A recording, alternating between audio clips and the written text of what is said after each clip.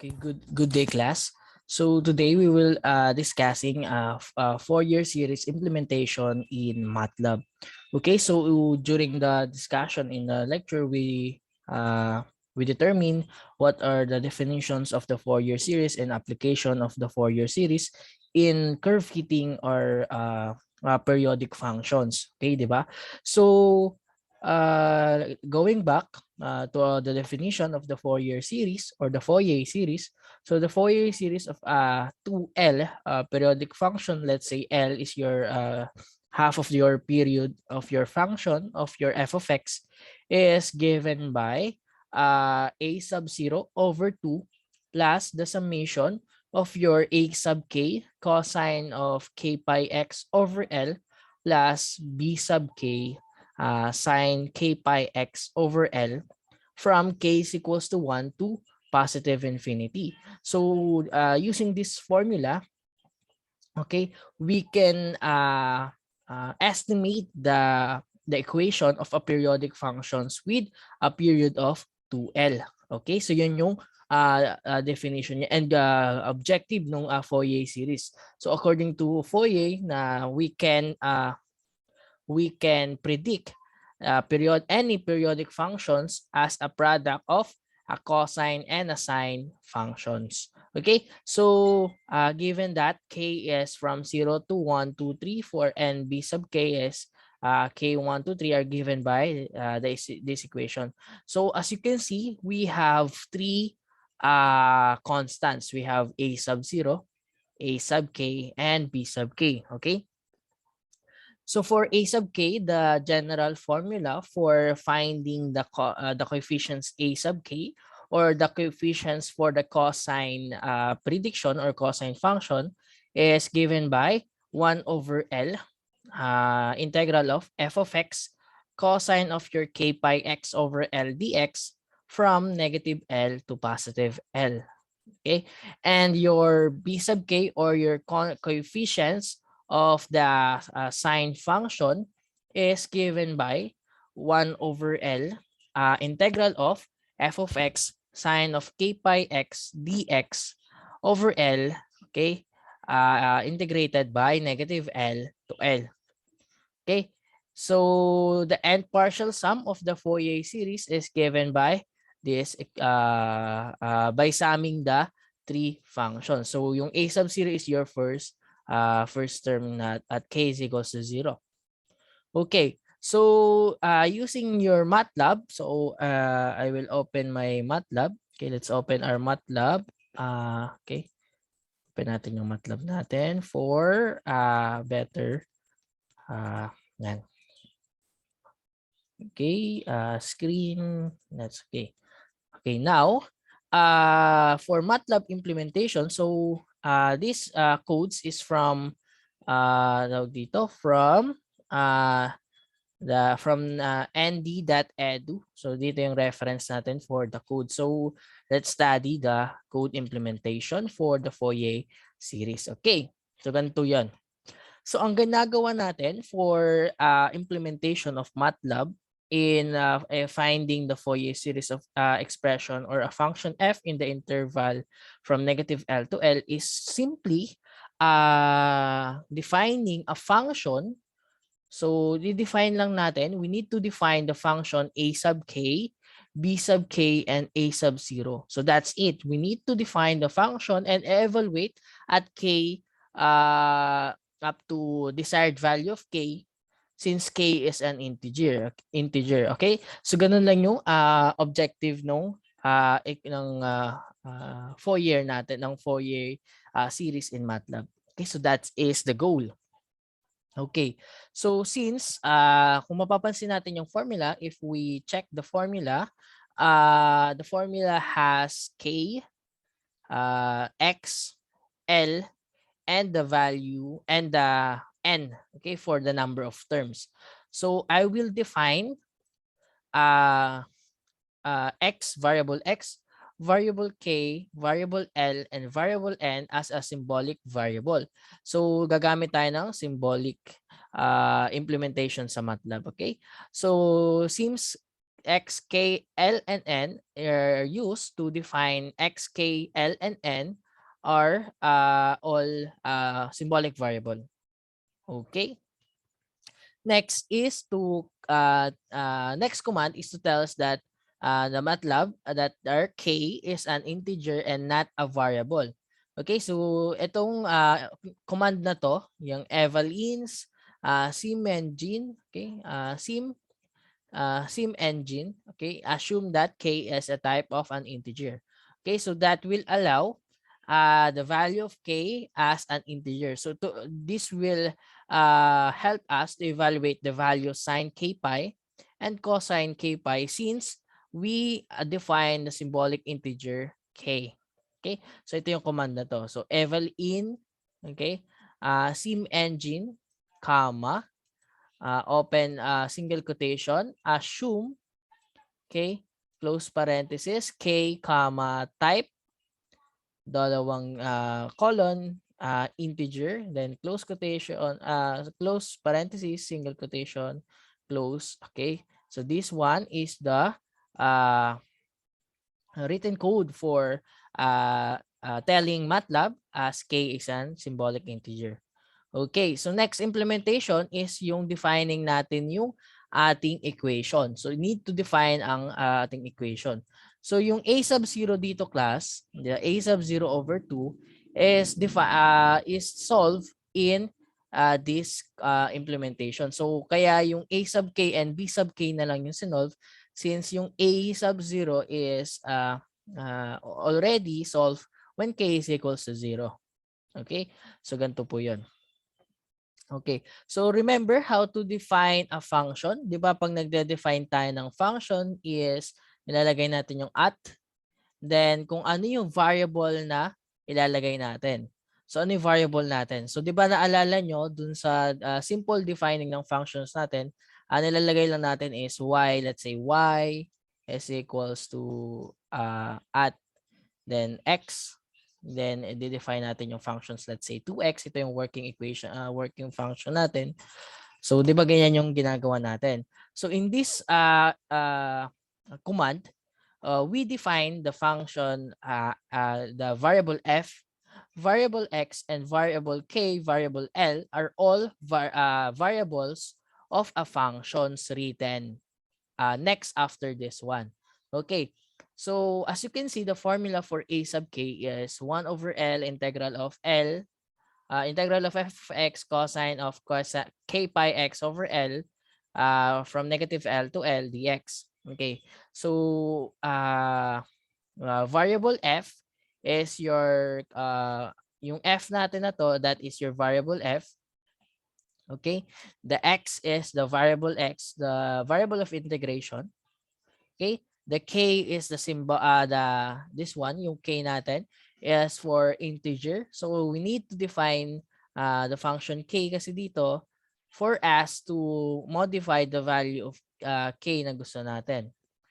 Okay? And yung L, this one, yung L is to help us to modify the value of L kung ano yung gagawin natin. So this one is of more of a general formula or general command or general code for different values of f, different values of L.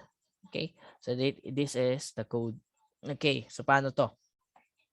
So ang gagawin natin is let the variable a is equals to the function of the integral, di ba? This one is the integral of the function multiplied by cosine k pi x over L, this one, integrated by using with variable of integration x integrated by the lower boundary negative L to upper boundary positive L.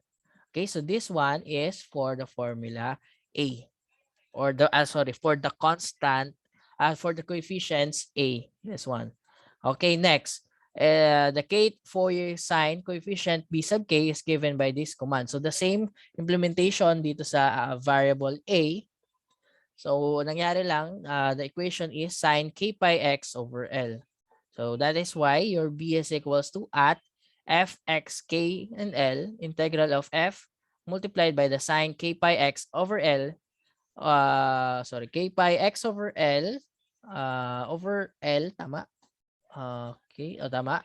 Uh, integrated dx differentiated with x, negative L to L. Okay? So, and next is the end partial sum. Okay, so ano ba yung end partial sum? So, yung end partial sum class is this one. So, pinagsama lang natin what is the value of your a sub k, b sub k written in this code, and the a sub 0. So, kung mapapansin natin, this one is for a sub 0 over 2. Why? You have your function, the variable x. This one is your k, which is k is at equals to 0 for a sub 0. And L is your period. Okay, then over 2. So that is why this one, that is this one. Okay, next is the summation or the symbolic sum of your variable a or variable a sub k multiplied by k pi x, cosine k pi x over L. Okay? So the same na the same. So ginagawa lang natin yung nire-write lang natin yung mathematical formula into a written codes. Next is plus your b sub k or your b. This one is your b. This one is our b sub k. This one is our a sub k. Okay? And multiplied by the sign k pi x over L, comma k with 1 comma n. Okay, yung 1 natin is okay. Okay. So symbolic sum from k, then yung k natin, then yung 1 is yung initial start value of your k up to n. Okay, that is your symbolic sum. Okay? Next natin is implement natin for an example. Okay, so this one or for the partial sum and partial sum is given by this one. This one is our a sub 0 over 2, symbolic sum, cosine k pi x over L plus b fx b sub k. This one is our b sub k. Then this one is your sine k pi x over L. Then this one is to tell us kung ano yung value variable k natin.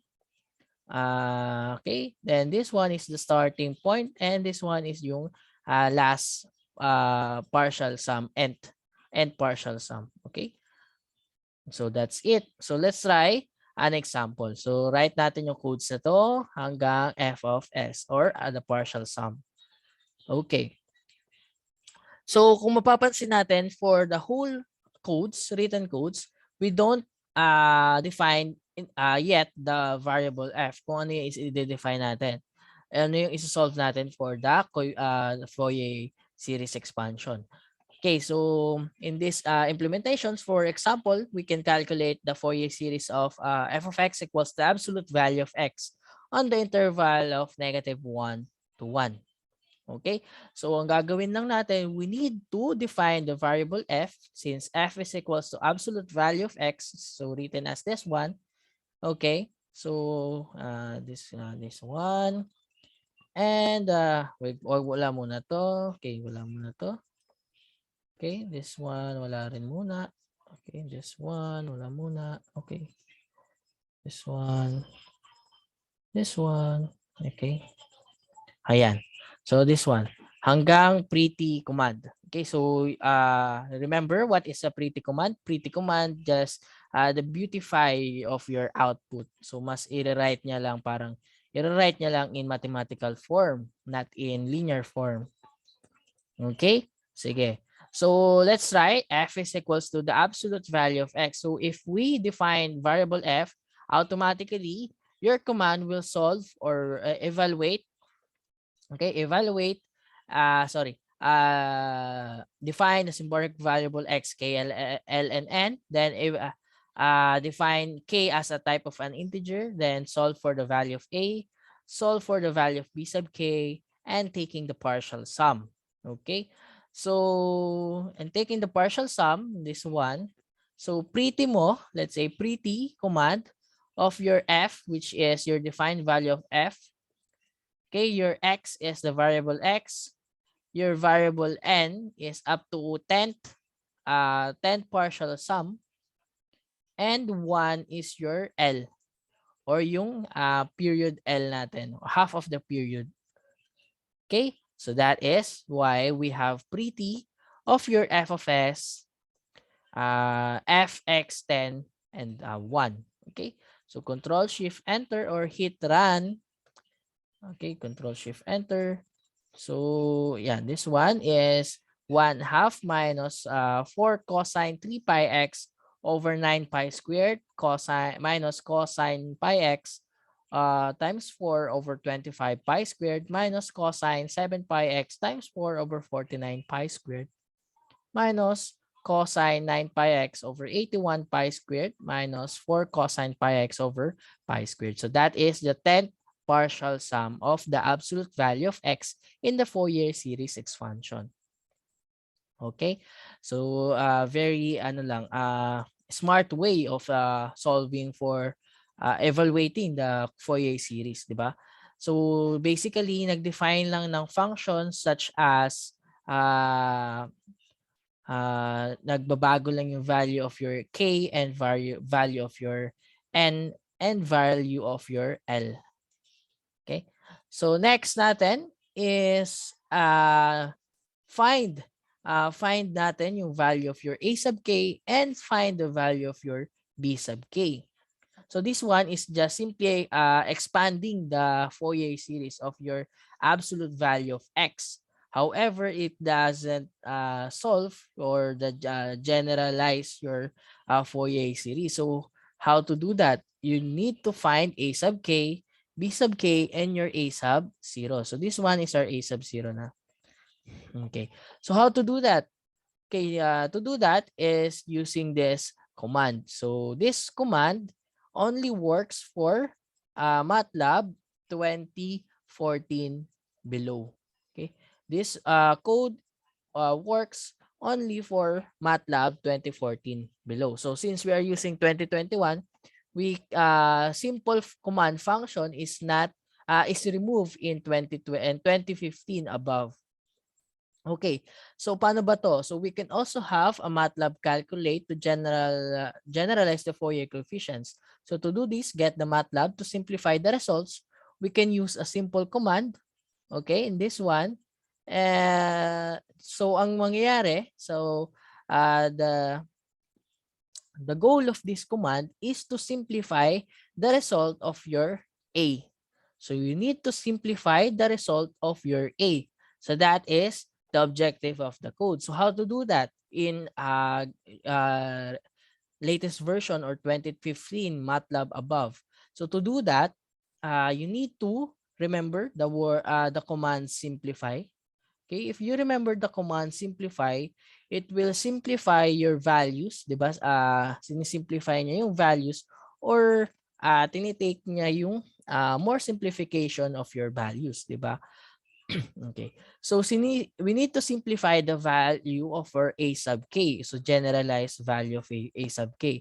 So to do that, we need to call out the value or the function a sub k. So to call out the function a sub k is a, then comma, this one, a comma, their function fxk and L are your variable fxk and L, whereas your L is 1. Okay, since in the absolute value of x, the sample problem, we have your L is equals to, this one is L is equals to 1. Okay, so that is why, so if we hit Control Shift Enter, we have, okay, medyo, sorry. Hindi ko, I need to remove the semicolon para mag-display yung output. Okay, so as you can see, the results is negative of -1 raised to k plus 1 multiplied by -1 raised to k minus 1 squared over k squared pi squared. Whereas in this one is sine pi k over 2 squared pi squared k squared. So remember, yung sinimplify na ding to 2015 above, what is the value of your sine k pi? Okay, so nisimplify niya na from 2015 above. So this one is now your A sub k. So take pretty of your answer, recent answer. You have this value of your A sub k, which is negative 1 raised to k plus 1, quantity negative 1 raised to k minus 1 squared over k squared pi squared. Okay, so solving, or if you want to find your b sub n, or b sub k, is simply call out your b, this one, and take the simplify command. Okay, so they call out your b. Okay, I want to remove our this one and this one. Okay, I don't want to display. So Control Shift Enter. We have the value okay, this one, the value of your b sub k is equals to 0. Okay, so as you can see, the same results displayed. Okay, that we get the same results. Okay, so if we want to plot the partial sum of our Fourier series versus the original function, or the original function sine of x, we can do that by simply using the easy plot command. Okay, so taking the easy plot command is take the easy plot of your partial sum, call out your partial sum, let's say this one, f is your function f, this one, your x is your variable of working variable, your n is your nth term in the partial sum, this one, and your 1 is the half of your period, or which is the value of L. Okay, so that is this one easy plot. Okay, so evaluated from negative 1 to positive 1. So kung yung mapapasin natin sa graph, that is negative 1 to positive 1. So taking hold on to plot naman yung ating absolute value of x, which is yung function natin, that is your function, which is the absolute value of x. Then taking hold of to start na yung pagpa-plot, and putting a title partial sum with n equals to 2. Okay, so take this this one, okay, this one and this one. So Control Shift Enter. We have the graph of absolute value of x, which is the red line, versus the Fourier series of partial sum up to n equals to 2. Okay, and this one. So which is this one. Okay, so that is the Fourier series in MATLAB. Okay, so again, if we want to find the partial sum up to n equals to 5 versus the original function of the absolute value of x, so we just simply modify the value of your n. So this one should be 5 up to 5. And this one for the title is n equals to 5. So hitting Control Shift Enter or run. Okay. So this one, the red line, okay, the red line is your absolute value of x, or which the function we are finding the Fourier series. And the blue line, or the blue graph, is your partial sum up to n is equals to 5. Okay, so going further at up to n equals to 10, so versus the n equals to 10, so just simply modify the value of your n, which is 5 to 10, and change your title and at n equals to 10. So partial sum with n equals to 10. So hitting Control Shift Enter. So this one is the graph for the partial sum with n equals to 10 of the Fourier series of the absolute value of x versus the original function absolute value of x. Okay, so that's it. So if you want to take more examples, so just simply change the value of your f. Okay, change the value of your L. Okay, this one. Okay, and you want to know change the value of your n to taking n partial sum. If you want to up to 10th partial sum, 20th partial sum, okay, that's it.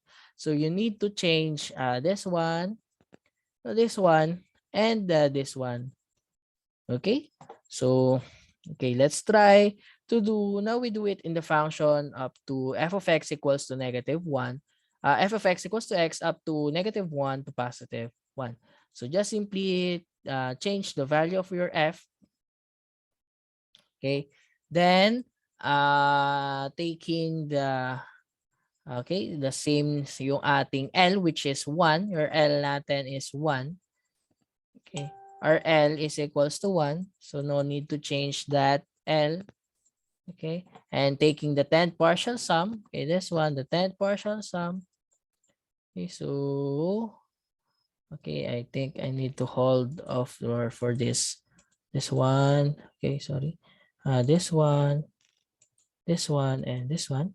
So hitting Control Shift Enter, we have okay, this one, hindi ko pa siya na hold. Yan, this one. Yan. So we have the partial sum, okay, the same. We have 2 sine pi x over pi minus sine 2 pi x over pi, sine 3 pi x 2 over 3 pi, okay, the same up to sine 10 pi x over pi pi. Okay, so taking the value, finding the value of your a sub k and your b sub k. Okay, okay, so Control Shift, nasaan na tayo?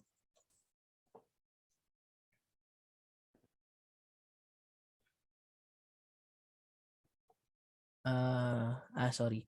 So for f is equals to x, for f if equals to x is written below. Okay, sorry. Sumobra ako. This one. So for the value of your a sub k, which is this one. So, okay. For the value of your a sub k is 0. Okay, and taking the value of your b sub k, okay, change natin this one is,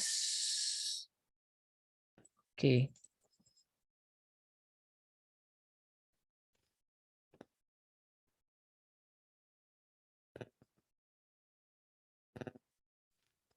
I think may ano ako, this one.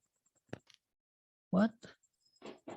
Line 14, column 20. So I think may error ako at line, which one is my error? Line 14. So simplify. Okay. Simplify. Why is that? Simplify x f x k. What? I think close ko muna to if gumagana pa siya. So simplify. So the same naman. Okay.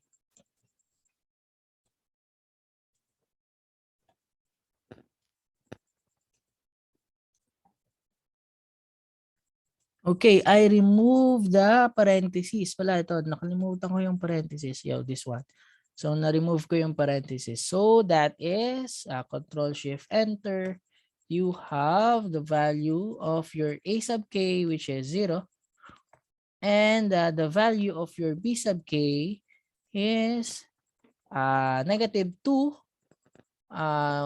multiplied by -1 raised to k over k pi, or taking your pretty of your answer, we have -2 multiplied by -1 raised to k over k pi.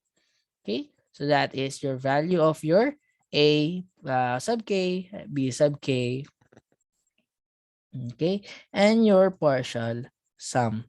So taking the plots of your Fourier series f equals to x, okay, so we need to simply change the easy, run the easy plot, hold on, and hold off. Okay, so easy plot of your partial sum. So you want up to 2, 5, 10, 20, and 50. So taking first two second partial sum up to n equals to 2. So this one is your graph. Okay, this one is the graph. So yung red line is your f equals to x, and yung blue line is your Fourier series expansion. Okay, so taking 5. Okay, taking 5 is this one. Okay, so n equals to 5. For n equals to 10. Okay, so for n is equals to 10 is this one versus n equals to 20. Okay, for n equals to 20 is this one. So approximately parang magkalapit na sila. And for n equals to 50, for n equals to 50, okay, is this one. Okay, so comparing the partial sum for n equals to 2, n equals to 5, n equals to 10, and n equals to 20, and for n equals to 50, so we can conclude that if we take more partial sum, mas didikit siya dun sa original function. So mas malapit yung approximation mo or mas maliit yung approximation error when we provide more values of n or more values of your partial sum, di ba? So if you zoom in here, okay, this one, you notice that the graph of the partial sum of the Fourier series looks very jagged. That is because EasyPlot does not plot enough points compared to the number of oscillation in the functions in the partial sum. Okay, so mapapansin natin up to n equals to 50, yan. Kapag napapansin natin for n equals to 50, okay, medyo jog siya kasi nga hindi enough yung points ng pagpa-plot niya, di ba? Ano, medyo hindi siya curve or smooth. Hindi smooth yung function or yung graph for your Fourier series for n equals to 50. So what you need to do or to fix the problem is simply using your vectorize mo yung ating we need to vectorize our partial sum f of s, or if s is equals to 50 to 1, okay, inline vectorize.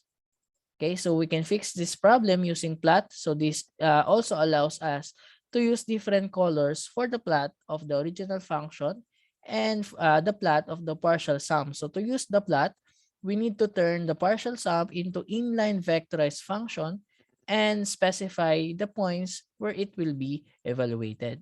Okay, so to smooth the curve is just simply vectorizing your results of your f of s to medyo mas maraming points na siya na mas-solve compared to easy plot. Okay? So, ayan. So, if you want to practice an example in a partial sum, you can use this MATLAB code implementations. Okay? So, that's it for this class. And for the reference again, you can visit this reference from the nd.edu. Okay, so thank you and see you see you in the finals. Okay, so thank you.